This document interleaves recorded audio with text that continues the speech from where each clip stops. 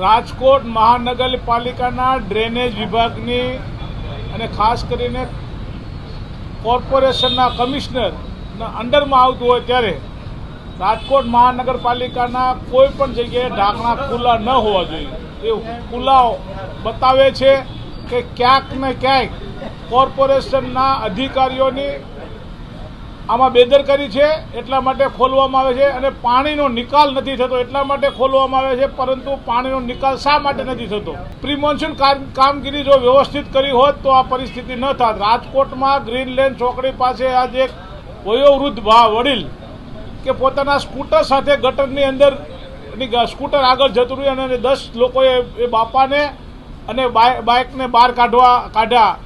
તો સારું કર્યું ત્યાં લોકો હતા, નતર વડીલની પરિસ્થિતિ શું થાય એ આપ બધા સમજી શકો છો. ત્યારે રાજકોટ મહાનગરપાલિકાના સત્તાધીશોને અને અધિકારીઓને મારે કહેવું છે કે હવે તો સુધરો, કારણ કે તમે સુધરવાનું નામ લેતા નથી અને રાજકોટની પ્રજાને વારંવાર આવી મુશ્કેલીઓ સહન કરવી પડે છે. એ મુશ્કેલીઓ સહન ન કરવી પડે એના માટે ફરી એકવાર રાજકોટ મહાનગરપાલિકાના કમિશનરને, શાસકોને વિનંતી કરું છું કે હવે વારંવાર ઢાંકણા ખુલ્લા ન રાખે.